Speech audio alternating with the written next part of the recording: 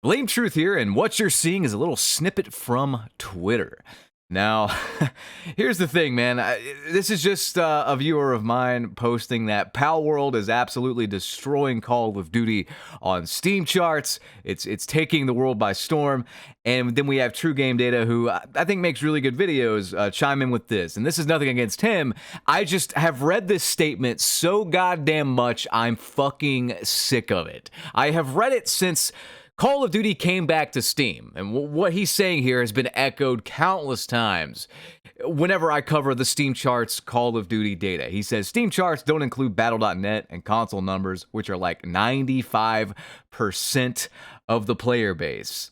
But yes, Pal World is awesome, and I am happy for their success, just not a fair comparison. Where does that 95% of the player base, 95+% of the player base statistic even come from? Well, it's made up on the spot.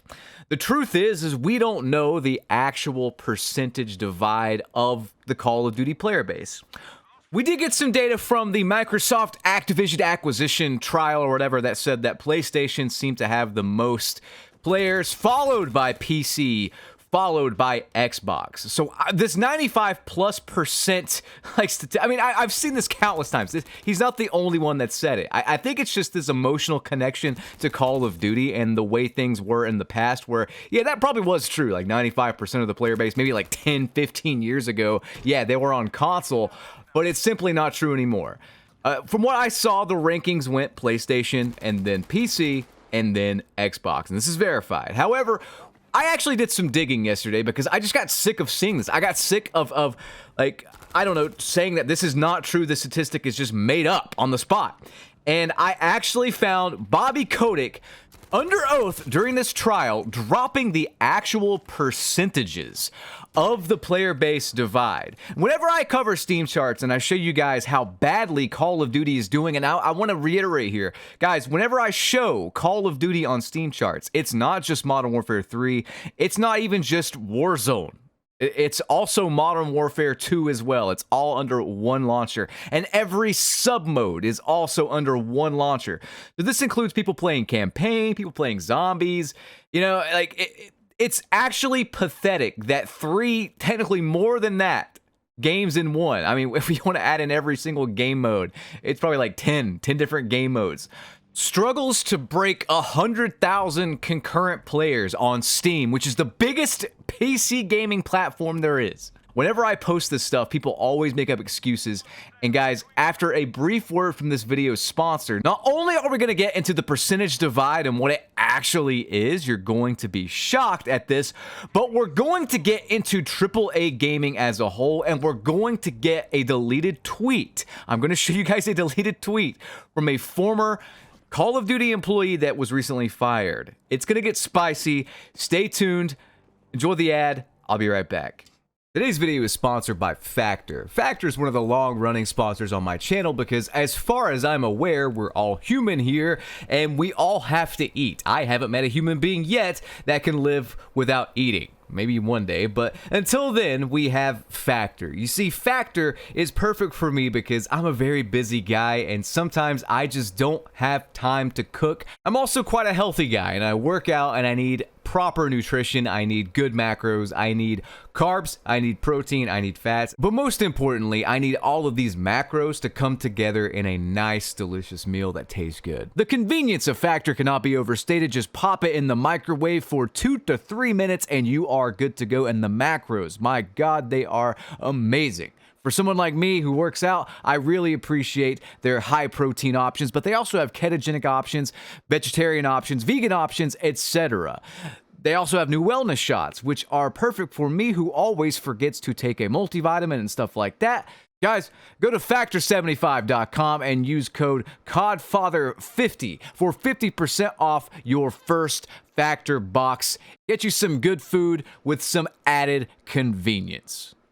Alright guys, welcome back to the video. So this is from the Microsoft Activision acquisition trial. Straight from the horse's mouth, someone asks, how many daily active users do COD games have? 70 million, says Bobby Kotick. And from what I understand, this is Call of Duty as a whole. Not just the newer games, not just the newest game, but Call of Duty in general. Every single game that is on a platform is tracked in this. Now, with that said, Call of Duty Mobile is killing it. Like, Call of Duty Mobile does fantastic. We all know that. But I didn't know that it was this good. Like, look at this. The bulk of players are playing on phones. Then you have probably 25% on PC. And then there's probably, say, 15 to 16% on PlayStation. And then 7 to 8% that play on Xbox. Kotick said in his testimony, under oath. This guy tries to break it down into fractions, but the fact of the matter is, whether you want to admit it or not, the times have changed. PC gaming has been on the rise for the past several years, and now it seems to have taken the throne of consoles even. Maybe not as a whole, but 25% of the player base for Call of Duty is on PC. Now, this doesn't take into account the newest game, and from what was said in a previous thing I covered, PlayStation was in the lead there. So it's a bit contradictory, it's a bit confusing, but someone on Twitter helped me kind of make sense of it all. He says, Call of Duty's player base has been steadily shifting for 4 years. Two statements taken a year apart can both be true. Prior to Warzone 2, we had actual player data through the API and could confirm that the largest player base was on PS, making the statement by MS. It was also shown through leaked documents that PS owners spent a disproportionate amount of time on Call of Duty compared to other platforms. The overall trend towards PC gaming has continued, and statements made during the trial very much mirrored shifts in quarterly earnings reports, making the at that moment player counts also correct. Now, here's the thing as well. Whenever I cover concurrent players on Steam, that's not the same thing as an active user per day. See, Call of Duty is chasing you to get on the game no matter what. It doesn't matter if you're playing 1 hour or 10 hours straight or even 10 minutes. They want you on the game at least monthly, because monthly active users are even more important to their metrics and investors. They want to just rope you in, even if it's for a little bit. So if you boot up the game, play one match, and get off in disgust, that's still good for them. It truly is. The concurrent players, however, on Steam paint a different picture, and the concurrent players are never really that good, and they continue to fall. I mean, as of last year, the game launched, I think, with Warzone as well, helping it along. Modern Warfare 2 and Warzone 2 both launched with like nearly 500,000 concurrent peak players, and that's fallen dramatically since then. And really, that's an understatement. Seeing the success of these indie titles or just games that kind of just came out of nowhere making it makes this all the more satisfying, because it's not just Call of Duty that is guilty of releasing complete garbage. A lot of people have said that 2023 was a good year for gaming. These people eat paste. It was a mixed bag, if anything. We had some good indie titles and some good mainstream titles as well, but I'm just going to give you 3 examples, okay? These are 3 games that I personally was looking forward to this year. I actually didn't play 2 of these. I watched other people play them, and I looked at reviews, and I watched Twitch streams and whatnot, and I decided that no, I would not be bothering with them. One game I did buy, and then I immediately refunded it because it was complete fucking trash. Starfield. Man, Starfield, I saw a lot of malding jackasses on Twitter praising this one after it came out. It looked like the most boring game of all time. I mean, Bethesda doesn't have the best track record as of the past several years, and this game, it looks so mediocre, so boring, so lifeless that after watching gameplay of it, I decided, no, I'm not gonna bother. Payday 3. I'm a huge Payday 2 fan. Payday 3 comes out, and it looks like complete crap yet again. Mediocre, unfinished, problematic garbage. Texas Chainsaw Massacre, not as mainstream as the previous 2, but this game came out and actually had some praise. I think these were like ex-DBD players that were salty that they suck at DBD or were tired of DBD or whatever. This came out, people gassed it up, and it sucked. It sucked then, it sucks now. People are now starting to realize that, yeah, this game is not very good and the devs are morons. All 3 of these games are either mediocre or bad, in my opinion. That's just the way mainstream gaming is. Meanwhile, I played Lethal Company just recently, and I can't say enough good about it. Again, it was made by one dev. One single dev made Lethal Company. And for $10, I more than got my money's worth, and I'm still going to play it with some friends once I get some home renovations done and can get time to game again. On top of that, Palworld's out, and while I haven't had a chance to play it, I've heard nothing but good things. But what's even more interesting about Palworld is how it actually came to be. I put this little snippet in the last video at the very end, but I actually want to read it to really hit it home here and show you another example after the fact.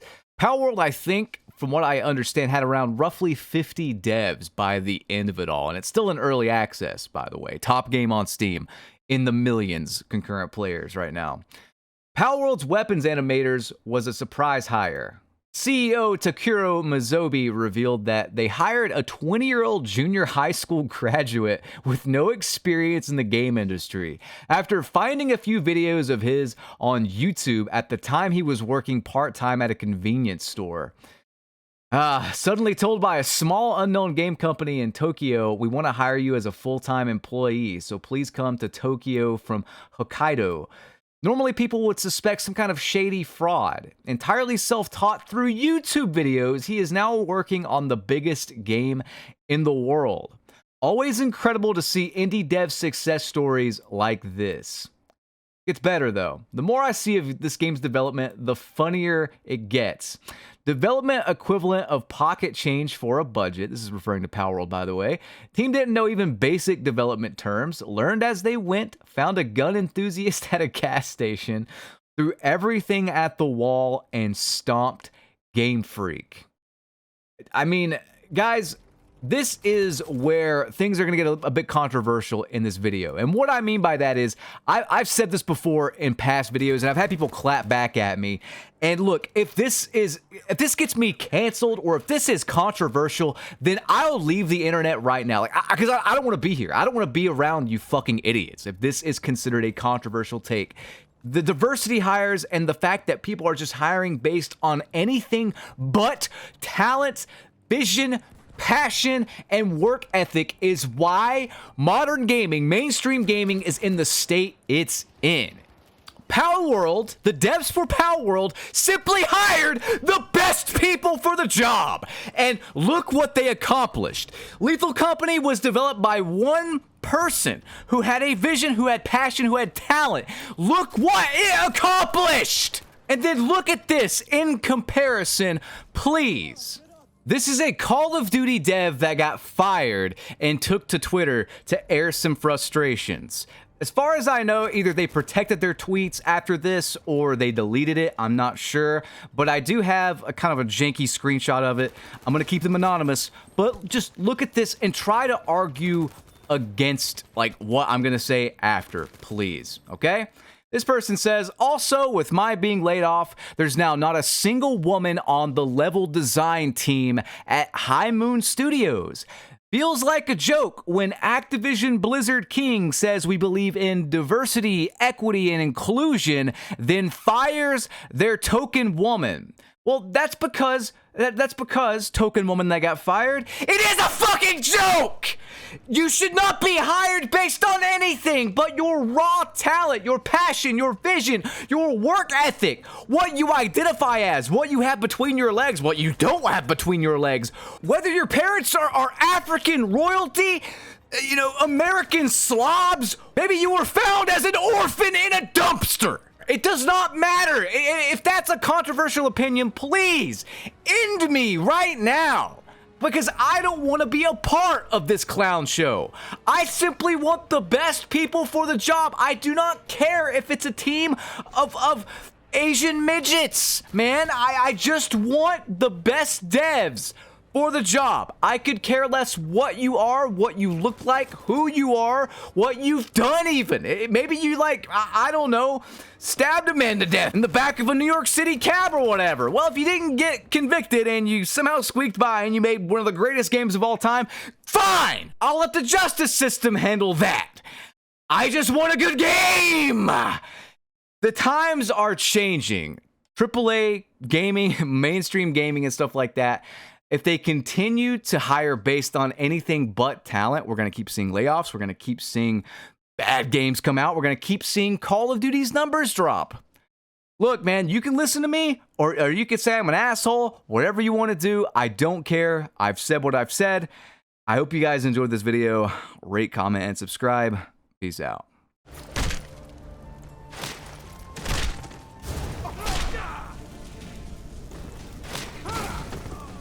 Do some parting advice?